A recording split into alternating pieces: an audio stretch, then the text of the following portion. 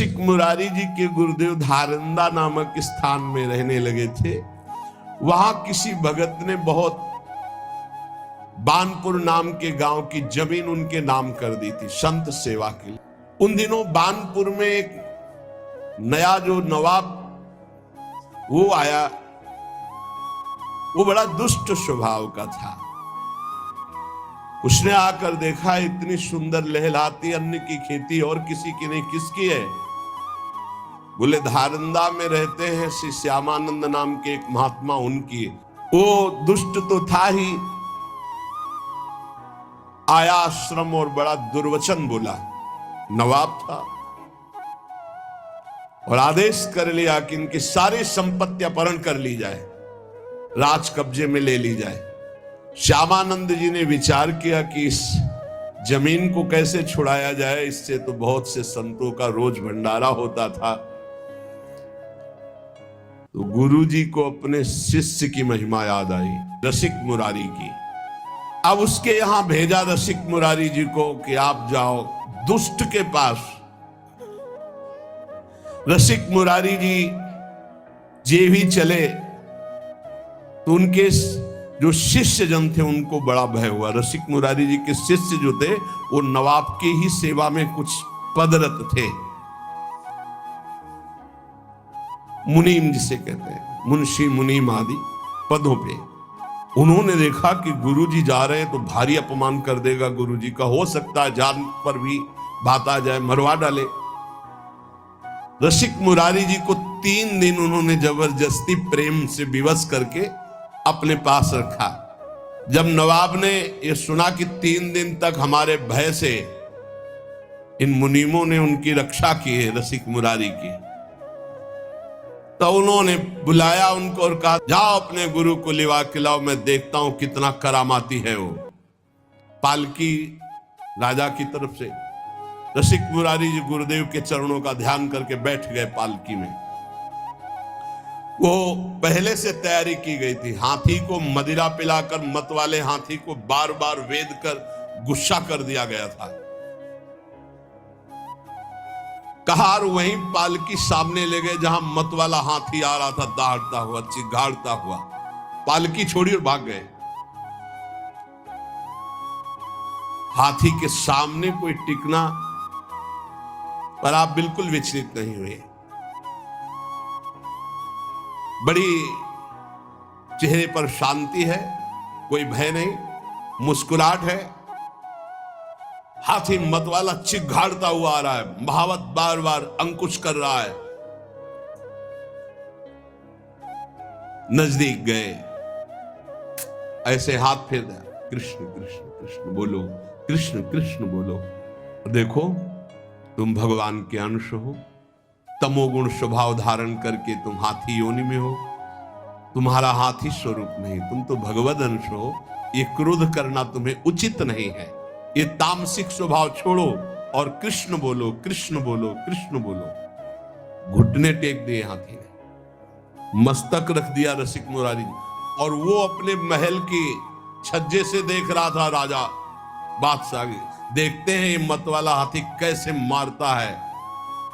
ये जो आ रहे हैं इनके गुरु, देखते हैं इनमें क्या चमत्कार, क्या सामर्थ्य। आज हाथी के पैरों तले कुचलाकर इनको मार डालेंगे। रसिक मुरारी जी ने कहा कृष्ण कृष्ण कहो, कृष्ण कृष्ण कहो। घुटने टेक दिए हाथी ने, मस्तक रख दिया, ये है। और धीरे शब्दों में कहा तुम हाथी नहीं हो, तुम भगवान के अंश हो, भगवान के दास हो। तुम्हें तमोगुणी स्वभाव उचित नहीं है, तुम अपने स्वरूप में आओ। हाथी को उपदेश दिया तो हाथी घुटले टेक दिया। और केवल घुटले ही नहीं, रसिक मुरारी जी के चरणों में सर रख दिया उस मत वाले हाथी ने, और अश्रु प्रवाह करने लगा। अत्यंत प्रेम से ऐसे दुलार कर रहे रसिक मुरारी, और चरणों में ऐसे मस्तक रखे अश्रु प्रवाह कर रहा है। तब आपने भक्ति का उसके हृदय में दान किया। और संतों के पास तुलसी की माला रहती है, तत्काल बड़ी माला जो 108 गले में से बांध दी, मानो शिष्य बना दिया। कान में भगवान नाम दिया, गले में माला बांध दी और कहा सुनो तुम्हारा नाम गोपाल दास है आज से। मतवाले हाथी को चेला बना लिया। अरे जब मतवाले मन को चेला बना लेते संत जल, तो हाथी क्या है? सबसे बड़ा मतवाला हाथी मन है, किसी की कोई भी अंकुश बात नहीं मानता। गले में तुलसी की माला पहना दी, कान में कृष्ण नाम सुनाया और कहा तुम्हारा नाम गोपाल दास है। और ये सारा का सारा दृश्य राजा देख रहा था। उसे देख करके अब रहा नहीं गया कि ये कोई चमत्कारिक महात्मा है, और कोई जादू तमाशा चमत्कार नहीं था, तो भगवान नाम का बल है। नवाब अब रहा नहीं गया, दौड़ता हुआ आया और श्री चरणों में गिर पड़ा, लिपट गया और कहा मुझे क्षमा कीजिए, मैं संतों का प्रभाव नहीं जानता था, मुझे क्षमा कीजिए। ये संतों के प्रभाव से दुष्टों का भी परिवर्तन हो जाता है। जितनी जमीन जब्त की थी वो तो वापस कर ही रहा हूं, कई गांव की और जो जमीनें हैं राजकीय विभाग के द्वारा अपहरण की, वो भी मैं दे रहा हूं। वो जमीन दी और कई गांव की और जमीन दी, और हाथ जोड़कर बोला कि मेरे बड़े भाग्य उदय हुए, मेरा पुण्य का पासा पड़ गया, क्योंकि आप जैसे महान संत के दर्शन हुए।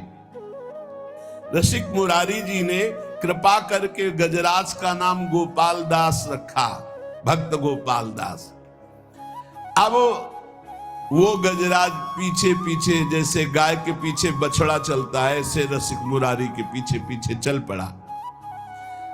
अब तो बड़ा आनंद, संत सेवा होती, प्रसाद जूठन मिलती गजराज गोपाल दास जी को, बड़ा भाव। संत समाज जैसे संतों को देखते थे ही आगे के पैर तोड़कर घुटने के बल होकर प्रणाम करते हैं। वैष्णव है, चेला है रसिक मुरारी जी के, गोपाल दास नाम। जहां किसी संत को देखते बस घुटने टेक देते और माथा रख देते। अब वो बंजारों के यहां बोरे के बोरे चावल दाल आदि लाद कर संतों की जमात में जो लाने होते, तो चलो गोपाल दास सेवा है, संत सेवा, तो बस जितना भी जो कुछ है वो सब लाद करके गोपाल दास के संत सेवा की सामग्री। कैसा जीवन बदल गया, संतों की जूठन पाते हैं और संतों की सेवा में। एक बार सभी बंजारे मिलकर गोपाल दास जी के गुरुदेव श्री रसिक मुरारी के स्थान पर आकर कहा, ये गोपाल दास जी हमारा माल छान जाते हैं, अब लाना एक बोरा है तो एक बोरा वही साफ कर दिया, उठाया और सब पा गए, और एक बोरा लाद करके ले आए तो बोले घाटा तो हमारा हो ही जाता है। गोपाल दास जी का नियम था कि कभी स्थान में कोई विशेष महोत्सव, भोज भंडारा हो, संतों की पंक्ति हो, तो जब सब संत भोजन पाके उठ जाते थे तब आप वहां जाते और चाटते थे संतों का शीत प्रसाद। कितना सौभाग्य हो, भाग्य। रसिक मुरारी जी ने कहा कि देखो तुम वैष्णव हो गए हो, सब तुम्हारे आचरण ठीक है, लेकिन एक आचरण गलत है। तुम जो वहां लेने जाते हो उतने लिया करो, तुम ज्यादा दूसरा बोरा का अन्न क्यों खा जाते हो? और एक तो अमनिया है, वैष्णव को अमनिया नहीं खाना चाहिए। तुमको आज से अमनिया नहीं खाना, और ऐसे नहीं लेना, जब तक मिले ना प्रसाद तब तक नहीं पाना। गोपाल दास जी ने उसकी समझ में आ गया। श्री रसिक मुरारी जी ने कहा बेटा जबरदस्ती कुछ भी खाना है पाप है, वैष्णव का ऐसा नहीं संस्कार होता है कि किसी के खेत में गए हो, किसी की दुकान से सामान, ऐसा नहीं। गोपाल दास जी ने घुटने टेक करके ऐसे गलती मानी कि मानो क्षमा कीजिए गुरुदेव, आगे से कभी ऐसी गलती नहीं होगी। अब तो संत सेवा में और भगवत उच्छिष्टामृत में बड़ी रति हो गई गोपाल दास जी की, जो हाथी गजराज थे। सब संत इनको खूब दुलार करते। चलो गोपाल दास आज वहां चलते, सूंड में चढ़ाया, पीठ में बैठा लिया, संत सेवा। घुमा घुमा के, और संत भी बड़े मौजे, 5-5, 10-10 संत बैठ जाते, गोपाल दास जी घुमा रहे। कितना सौभाग्य प्राप्त हो रहा है। गोपाल दास जी का संत सेवा का बड़ा चाव, जैसा संत आदेश करते वैसा ही करते। ये कोई बड़े भाग्यशाली जीव होंगे जो ऐसा सौभाग्य प्राप्त हुआ। नहीं, संत सेवा में अनुराग होना बड़ा कठिन है। कोई संत कहते, भाई गुरु भाई गोपाल दास, आज फूल गोभी पाने का मन है। गए, बाजार में गए, फूल गोभी की तरफ सूंड करते ऐसे, और जब उसकी तरफ देखते तो चाहे श्रद्धा हो चाहे ना हो, बड़ा तिलक लगा रहता था, कंठी बंधी हुई, और जो एक फूल गोभी देता फौरन अपने पास रख लेते, खाते नहीं। जो संत कहते वो मांग के लाते भिक्षा की तरह। दुकान में खड़े हो गए, अब मुख सामान की तरफ सूंड करते तो उसकी हिम्मतें डोल जाती अपने आप, तो उनको जो देते वो ला के संतों को पवाते। यदि कोई जरा सा आनाकानी करता तो जो ही हुंकार मार के सूंड ऐसे करते तो हाथ जोड़ के खड़ा हो जाता, सामान ला के संतों को पवा। हाँ, सूंड फुंकार करके फटकार दे देते, डर जाता। कभी गोपाल दास जी से जैसे संत कहते कि हमारा चला फट गया है, लंगोटी कमजोर हो गई, जाते कपड़े की दुकान में सूंड रखते मार्किन में, वो बेचारा कितना दें अब हम, कितना आपको दे, सूंड से ऐसे कह के पूरा बंडल उठाते पीठ में रख करके चले। रसिक मुरारी जी हिसाब पहुंचाते थे और गोपाल दास जी माल लाते थे। हर संत की सेवा, सर्दी का समय है, गोपाल दास जी अपने आप चले गए किसी कंबल की दुकान में, बंडल का बंडल उठाया पीठ में रखा, संतों के पास ले आते। जब रसिक मुरारी जी को पता चलता तो भेंट पहुंचा देते थे। ऐसे कोई संत जो कहता हो, खूब प्रसन्नता से गोपाल दास जी कहते, तो संत भी खूब प्रसाद परोसवाते और थोड़ा पाके सब गोपाल दास जी को पवाते। ऐसे दुलार होने लगा। देखो कितना सौभाग्य संतों का उच्छिष्ट मिलता। गोपाल दास जी के साथ बहुत से संतों की जमात थी, जिधर जाते उधर लोग दौड़ उठते। पहला चमत्कार है कि हाथी चेला है रसिक मुरारी जी का, संत सेवा में रहता है। बहुत लोग सीधा सामान सब देते, अपने पीठ पर लाद लेते। दर्शन की भीड़ लग जाती लोगों की। चारों दिशाओं में आश्चर्यजनक चर्चा चली कि गोपाल दास जी एक वैष्णव है और संत सेवा में रहते। गजराज बंगाल का सूबेदार, उसको जब पता चला ऐसा चमत्कारी आज्ञाकारी हाथी है, तो उन्होंने पकड़वाने के लिए आदमी नियुक्त किए। पर जो नजदीक आता तो अपने स्वरूप में आकर के दंड दे देते, सूंड में फंसा के दूर पटक देते। जान से तो नहीं मारते, पर किसी काम का भी नहीं रखते। गोपाल दास जी, हाँ, तो जिन मोह मारा तिन मैं मारे, ये सिद्धांत है, सेल्फ डिफेंस। हाँ, तो सेल्फ डिफेंस में गोपाल दास जी जितने आते उनको। अब जो सैनिक आए थे वो वापस चले गए लद लुद के, बोले महाराज वो हाथी पकड़ में आने वाला नहीं है, भागवतिक शक्ति से संपन्न है। बहुत स्वर्ण मुद्रा पुरस्कार में रखी गई कि ऐसा हाथी बंदी बनाकर हमारे पास लाया जाए। तब उनमें से एक के दिमाग में आया कि साधुओं को नहीं मारता है, आसपास टहलते रहते। तो एक दुष्ट साधु वेश में, वो केवल साधु वेश बनाया गोपाल दास जी को पकड़ने के लिए। दुष्ट था, छलिया, कपटी, पाखंडी। वो वेश साधु का बनाकर गोपाल दास जी के सामने आया। गोपाल दास जी ने घुटने टेक दिए। ये वेशधारी के सामने ये देखो कितना बड़ा प्रभाव। अब उसने गोपाल दास जी जब घुटने टेक दिए, तत्काल उसने बंदी बनवा लिया, आदमी उनके सब, और गोपाल दास जी को ले गया।